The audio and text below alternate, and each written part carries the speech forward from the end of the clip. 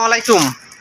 আজকে সত্যি অনেকটা খুশি লাগতেছে, আনন্দ লাগতেছে, যেটা মালয়েশিয়া এই প্রবাসী জীবনে যদি আনন্দের কোনো একটা বিষয় থাকে আজকে হচ্ছে সেটা আমার আনন্দের বিষয়, যেটা হচ্ছে আমার ফ্রেন্ড এবং আমার ছোট ভাই আমাদের এই গাজীপুরের কাপাসিয়ায়, হয়তোবা যারা পরিচিত ফেসবুক প্ল্যাটফর্মে আমার কাপাসিয়ার এবং ঘাঘটি ইউনিয়নের থাকবে তারা হয়তোবা সবাই এই জিনিসটা দেখতে পারবে, যে হচ্ছে শামীম আমার ফ্রেন্ড। আমরা একসাথে স্কুলে কলেজে লেখাপড়া করেছি। এরা আমার ছোটো ভাই সজীব।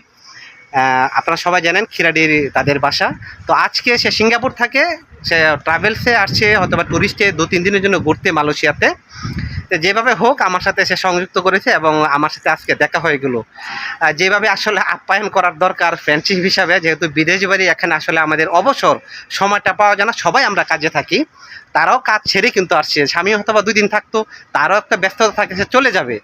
যে সেই প্রাউড ফিল থেকে যখন 6 বছর পরে বা আজকে স্বামীর সাথে অনুমান কত বছর পর দেখা হবে তোমার সাথে আমার? 18 সালের পরে তো তার দেখা। 18 সালে আমি চলে আসছি, তো আজকে প্রায় 6 বছর হলো। আর সজীব ভাই কতদিন থাকেন মালয়েশিয়াতে? 9 বছর। প্রায় 9 বছর মালয়েশিয়াতে থাকতেছে, আলহামদুলিল্লাহ। আমার এই ভিডিওটা করার একটা উদ্দেশ্য হচ্ছে, সে কলেজ লাইফ ছেড়ে সে কিন্তু বিদেশে চলে আসছে শামীম। আজকে সে কমপক্ষে বাড়ির জন্য, ফ্যামিলির জন্য, গ্রামের জন্য পপুলার। এই পপুলারটা কেন? সে খুব ডোনেট করতে পারে, সে মাশাআল্লাহ একটা ইনভেস্টের জায়গা আছে। আমরা কেন আসছি? আমাদের মানসিকতা, যেমন শামীম যখন যে কাজটা করলো সেই কাজটা যদি আমি আরও তার মতো আগে করতাম তাহলে আজকেও আমি সেম অবস্থানেই থাকতাম। তো আমি এই জিনিসগুলো কেন বলছি, যে আমাদের বিশেষ করে ঘাঘটি বা আমাদের বাংলাদেশে অনেক গ্রামগঞ্জে তারা কিন্তু বেকার, বিভিন্ন সংগঠনের সাথে জড়িত, লেখাপড়া নাই, মেট্রিক পাস ফেল করে বা মেট্রিক ফেল করে, ইন্টারমিডিয়েট ফেল করে করছে না, বিভিন্ন সংগঠনে গিয়ে সময় কাটাচ্ছে। এই যে শামীম, যদি আজকে তার বয়স অনুমান 35 থেকে 40, 38, দ্যাট সেম আমারও 38। তো সেই জায়গা থেকে যদি সে এই দেশে সংগঠনে থাকতো, আজকে সে Shamim, that is honourable person your family, সে কিন্তু আজকে ফ্যামিলির একটা অনারেবল পার্সন থাকতো না। সে আজ কেন হয়েছে ডোনেট। তাই আমি অনেক সময় বলি আমাদের ছোটো ভাইদেরকে, যারা আছে বিশেষ করে 18-20 বছরের ছেলেমেলে যারা লেখাপড়া করছো না, লেখাপড়া করলে ভালো করে করতে হবে মনোযোগ দিয়ে, যাতে সেখান থেকে নিজের লাইফটা উন্নত করা যায়। একটা জিনিস মনে রাখবে, যে টাকা ছাড়া একটা পুরুষ বা একটা ছেলের জীবনে কোনো মূল্য নাই, মূল্যহীন। এই যে সজীব ভাইটি দীর্ঘ 9টি বৎসর মালয়েশিয়াতে কেন থাকতেছে? তার বয়স কত?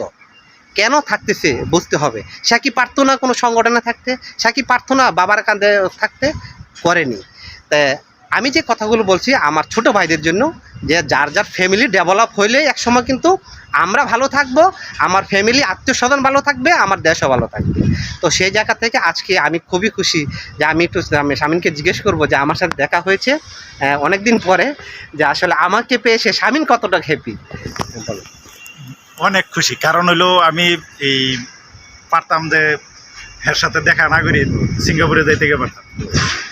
এর সাথে দেখা করার জন্য আজকে মানে থাকলাম, দেখা করার জন্য আসলাম এর কাছে, মানে খুব দ্রুত। দেশের বাড়িতে নিজের এলাকার মানুষ দেখা করার জন্য আনন্দই আলাদা।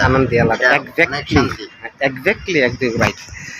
ওকে, আমার এই ভিডিওটা আমার করার উদ্দেশ্য হচ্ছে, বিশেষ করে আমার যারা কাপাসিয়া বা বাংলাদেশের ভাষাভাষী মানুষ, তাদের কাছে আমরা রিকোয়েস্ট থাকবে, আপনারা আপনাদের বেকারত্ব সময়গুলো, অবসর সময়গুলো কোনোভাবেই বেকার কাটাবেন না। আপনার টাকা না থাকলে ভাই আপনি কোনো সংগঠনে কোনো বড় ভাই কিছুই করবেন না। এগুলো শুধু চোখের দেখা।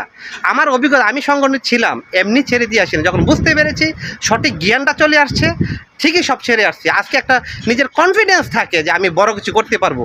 আর দেশে থেকে এই স্বপ্নটা ছিল না। তাই আপনারাও স্বপ্ন দেখুন, সময়কে কাজে লাগাও। সময়কে না কাটালে তোমরা এই 18-20 বছর 30 বছর পরে নিজেরা জড়ে যাবে। সমাজে মূল্যায়ন পেতে হলে অবশ্যই টাকা ইনকামের বা সময়কে কাজে লাগানোর কোনো বিকল্প কিছু নাই। ওকে, সবাই ভালো থাকবেন, সুস্থ থাকবেন।